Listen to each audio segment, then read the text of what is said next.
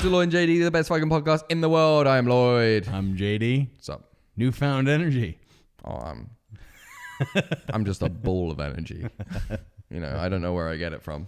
There you go. I'm quite hungry, actually, so I shouldn't really have energy. Maybe it's the instinctual need to hunt. Yeah? You'll see me chasing bunnies out back after the podcast. Bunnies and squirrels. Or just making a lazy attempt in sealing the nuts out of the bird feeder. Yeah. Yeah. There you go.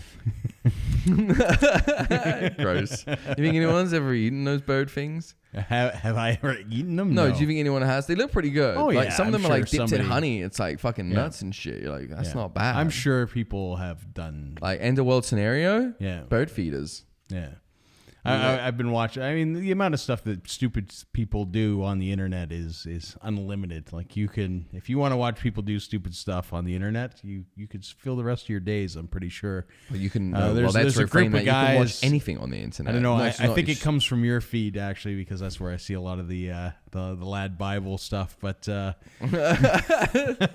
you know, it's just kind of like.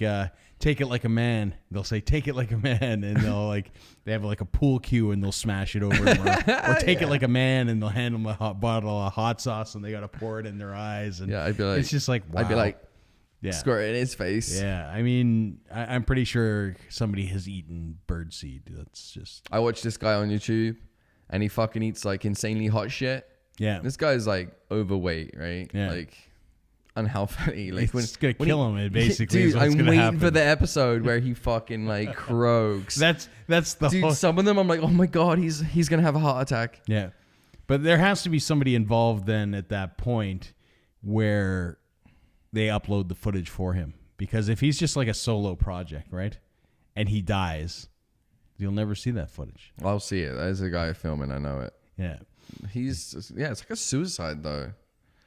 So it's just like insanely hot stuff. Like and 9 million Scoville wings. Why would you do that to yourself? Like, I can send you the video if you want. Yeah. It's fucked. Well, it's like the guy, you know, that he's like, and he goes like he tries to be cool, and he'll like shake it on like a bunch. Like it's like, dude. Yeah. I found the African wasp and I'm gonna get stung by it like 6 times, right? And you see it, and it's like stingers like this long. You're like, why would you do that to yourself?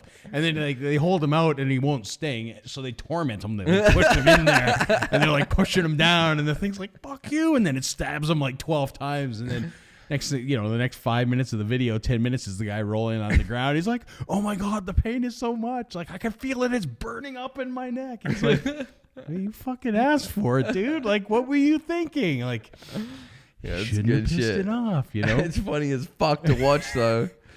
You know. Let's be honest, this shit was happening before. They just couldn't video it. Yeah.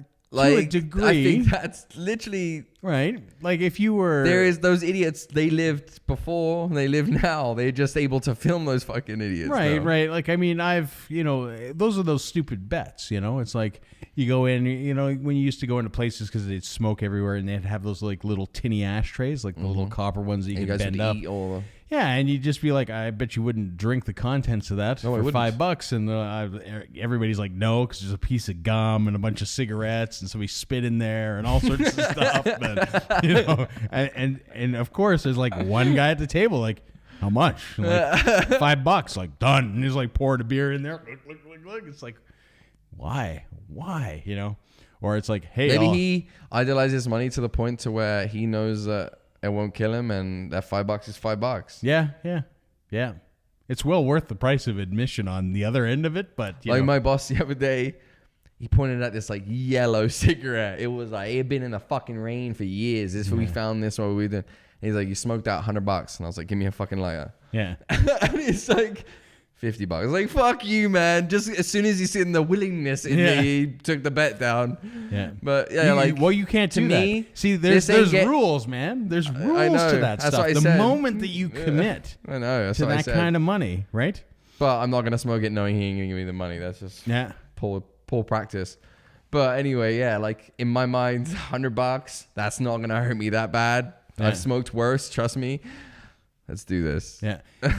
You know, I was in Malaysia and we were up at the top of the world, which is like the super high building in Penang, which is massive, and you can go out there and you can walk on the edge of the building. Yeah, I'm not going to do that. With like a little tiny I'm safety not room. going to do that. I know, and I offered it up. Like I said, I'll pay somebody $500 to walk out there, and everybody's like $100. Yeah, but you got to make it all the way around. Man. Oh, if I'm tied in, you are tied in's. You got a railing? Loose term? No, you just like no, yeah. I don't know how big's the platform. Like about that wide, and it's away from the building, so there's a gap on either side. And so you're not tied. Walk out. And you're not tied. You got like a little tether. What thing. if you fall? Most people must fall. Well, you've got a tether. So you've got a belt, Yeah. right? Like one of those little work belt things. Yeah. And then you've got like a little shitty rope that ties to a little shitty rope that runs all the way around. Does it save people? Did anyone do it when you were there? No. $500 though. I know, but you know what? Like I would have been pretty close. I think you might have lost $500. It would have been impressive to see because I would have filmed it. Obviously, like that's gonna happen. Like I would have probably pooed in my pants. Yeah, $500, and I know I wouldn't die. I don't think I would have died. Yeah, no. Well, I don't know. Like, why would they do it? If someone died, they would have shut it down already. Yeah, but maybe nobody's done it in so long, and that rope's been, There's tons of people out there that like thrill seeking. Yeah, there's probably people like, don't even tie me in, bro. Yeah, yeah, but I'm sure there's people do that on YouTube. There's literally pages. I know, but those people are definitely they're a different thing. Like, I mean, they're gonna do cartwheels the whole way around, like they don't need to be tied in because they have that wicked balance. Where if you have that fear, if you are so petrified, right, that when you look down and you're like, yeah, I'm gonna splat if I fall. And you can't take that step, it becomes a different thing. I have a couple panic attacks. Yeah. I'm having a little bit of a panic attack now. It's actually funny because they have sections, right? Because it goes around the kind of like the whole building. You get to stop and hold on?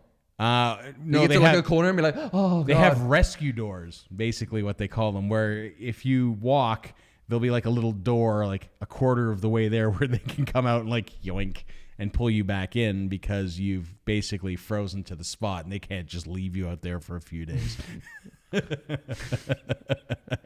You should have priced each safety door. Yeah, like if you make it there, $200, $300. I should have done that. That would have been. I would have crawled to the first one and been like $100. Yeah. I would have just froze at the first door. Get me, come get me. Yeah. But you don't know, like the weird thing with heights is you can think that you're okay with it, but at a certain point you'll realize that you're kind of not. I deal with heights all the time. Have you ever seen those glass floors? Yeah, I've been on one in the Calgary Tower. Yeah. And every day I deal with, like we do chimneys, and I had to take one down by myself on Friday, Thursday. Yeah. And I was like 5 stories high. Yeah. On a rickety scaffold that's one. Yeah. Bored. It's fucking scary, and I've got to hand shit down and pop it off. So then when you pop it off, but you're no strapped guardrail. in too, right? No, I'm not. No? No. I thought you're supposed to be strapped in this. Yeah, probably.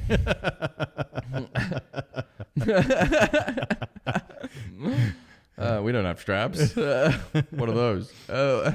Health and safety. Oh, yeah, So it's fucking scary, man. Yeah. Oh, yeah. But like I'm saying, like even the Calgary Tower one, which isn't terribly high compared to some of these ones in Asia, like when you go to step on that glass, everything in your head's like, that's a bad idea. Like that's your true baseline. It's always the 1% that this thing will break. It's trust. Yeah. Do you trust standing on this? Yeah. Why would you? Things fail all the fucking time. But it just shows you how strong your instinct to survive is, because your mind is telling you, even though like, okay, this is fine, this is checked, yada yada yada. But that's what I think what stops me. Do you know it's fine? Yeah. You don't. And I work in an industry where I know that safety isn't always the main concern on businesses. There's so many precautions put up for safety. But is it the main concern? I don't think it is. And a lot of times, like I see guys doing crazy shit all the time. Yeah. Crazy shit all the time. And the main concern for most people is... And there'll be a safety supervisor down the road. It's liability, right? And so when you fall off that scaffolding, they said, well, you knew that you should have been strapped in and you didn't. And that was, Well, we're not supposed to be strapped in on a scaff because it has rails. Right. But maybe when I take it down, you're supposed to be. I don't know. Because... I take the rails off and I pass them down. Yeah. And then I'm standing on a board on top of a scaffold. Yeah. Getting hit by wind. I feel like I'm on the Titanic. Sometimes I just lean back and close my eyes. Yeah.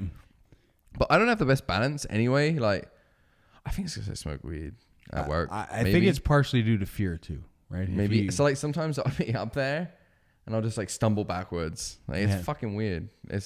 It's amazing actually how much your head can mess with you, because if you take something... Dude, when I'm like a foot off the ground, I'd be like doing cartwheels on it. Yeah. And like handstands. And it's like, I said to Buddy the other day, these boards, they seem so big when we're on the ground. And then when we go up like 6 stories, it's like, it feels like it's like this big. Yeah. and that's like, what I mean. Your mind messes with you, because you can put like a 2x4 on the ground, walk back and forth across it like no problem. Yeah, you put that up. You put it up a 30 foot. It's different. You put it up 10 feet. And you're crawling across it like, yeah. But, on the ground, you had no issue walking across it whatsoever. But even if you leave it on the ground and then you start visualizing in your head that you're 30 feet off the ground, you watch your balance will change. It's not just that too. When you have it on the ground, there's that one time that you don't step on the board. Yeah. Not everyone's balance is perfect. Yeah. You don't. There's sometimes where you like, and you go to the right. No problem down here. It's always the fear of the minuscule problem that can turn massive. Yeah. Like a little slip down here is massive up there. Yeah. Yeah, absolutely. Well, you used to ride mountain bikes. Yeah. Yeah. Down mountains. Yeah.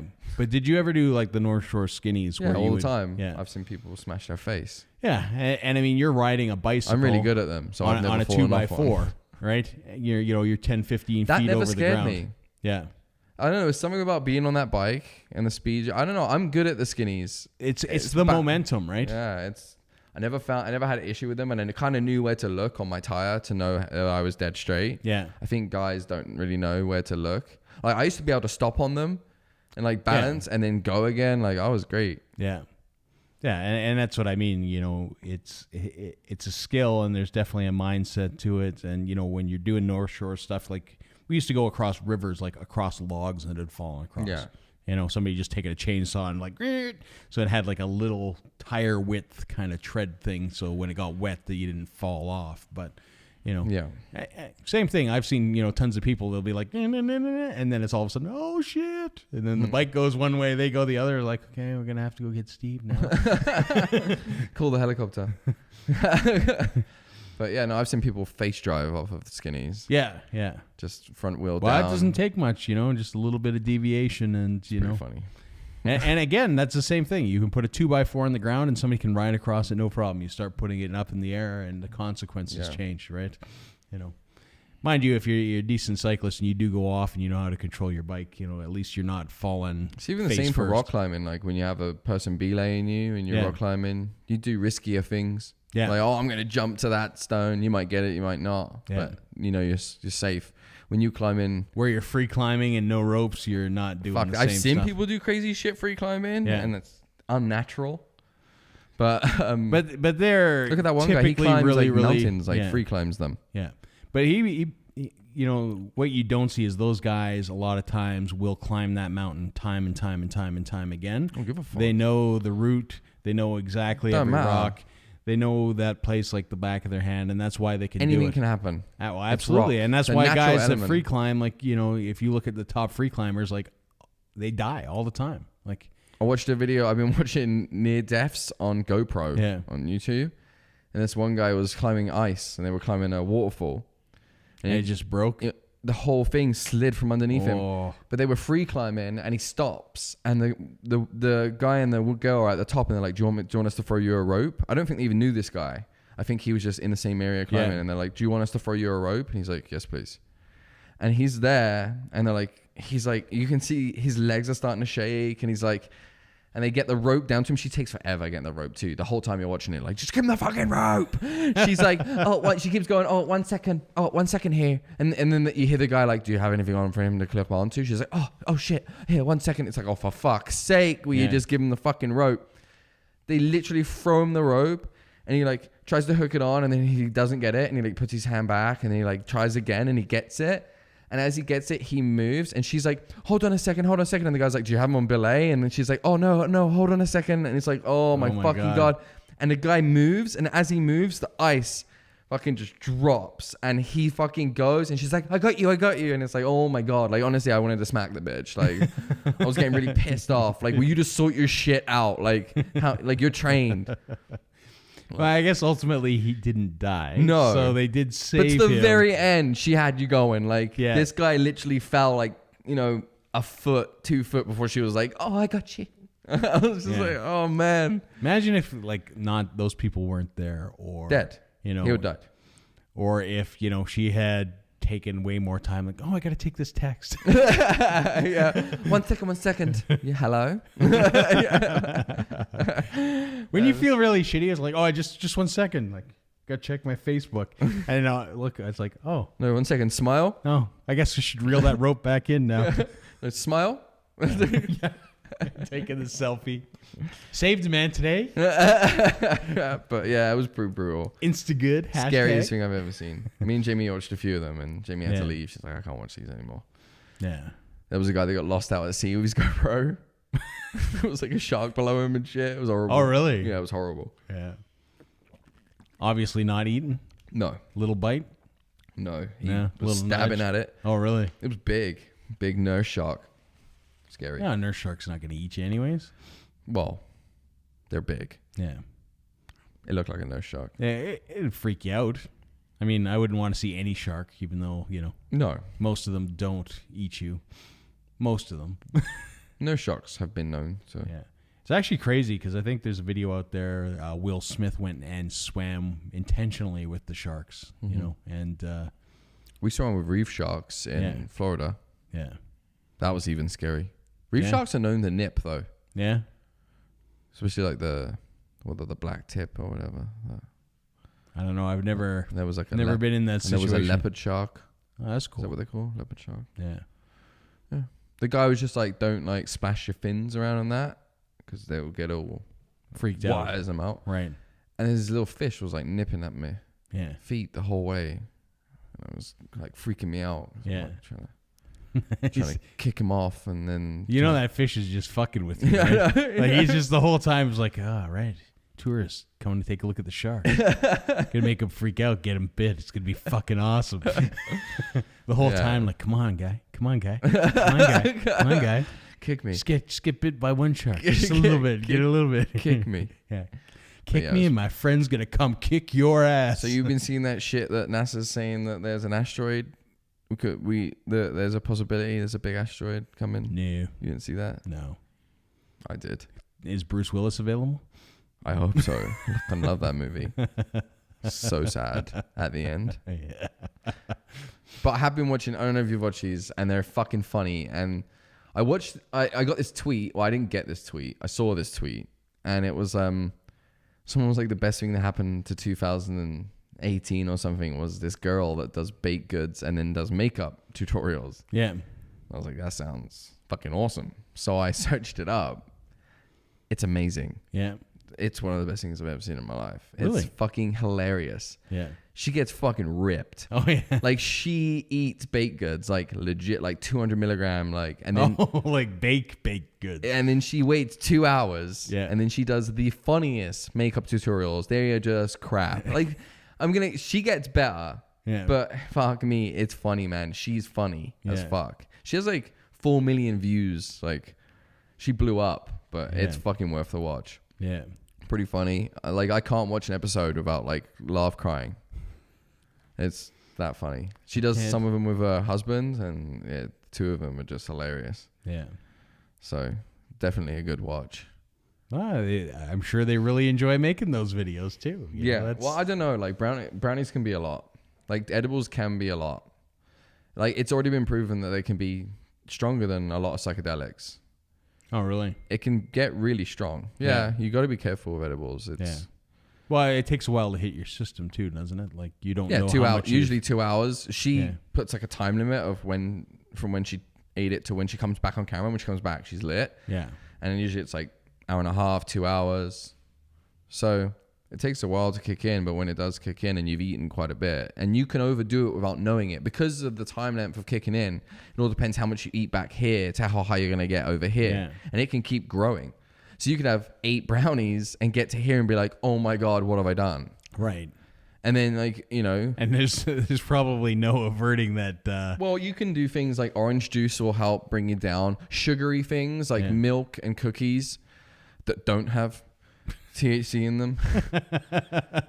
More brownies, but without, make sure you take from the other stash, not this stash. Milk and cookies is a known thing that will help kind of calm you and bring you down. I think it's the sugar. I'm not sure what else is at play. Orange juice is known to help. I'm not sure what's at play there. Maybe the citric acid and some other things and the sugar. Maybe there's a mix that's helping.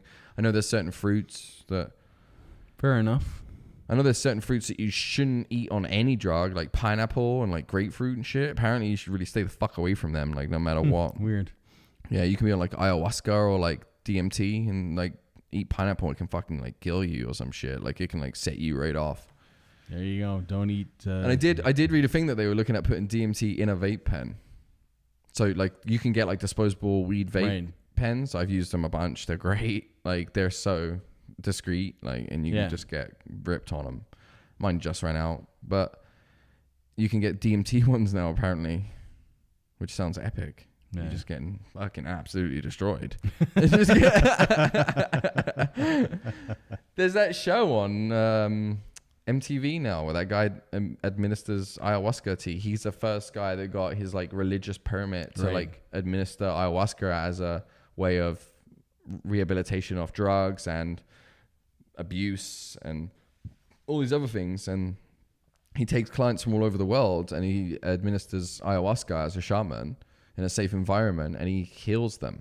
And it's a really good show. Me and Jamie watch it. And these people go in there with like chronic anxiety, like major depression, like really big issues that stem from like being touched as children and abused. And he digs it out of them with his ayahuasca tea and puts them in like this, like, and that's how they do it in the tribes. And it's fucking good. And he changes their lives. It's crazy. Interesting. And he uses lights and stuff, and he knows how it all works. He knows that like red light and blue light will bring on like a calming atmosphere, and he like puts them in like rooms that are filled with like blue light, and it like brings them to this place where they feel they can just delve out all their issues. It's like what years of therapy in like hours because of how you're opened up by the tea. And ayahuasca tea is actually pretty crazy because it's a bunch of major ingredients, and a bunch of scientists have actually said about ayahuasca is if you ask the old ancient people where they found ayahuasca and who told them, it was the sky people from sky taught us. And a lot of people believe that Joe Rogan did it, right? And he's like, you talk to someone else, you talk to some other being. It's fucking nuts. Like Joe Rogan actually filmed his experience, so you can watch that on YouTube.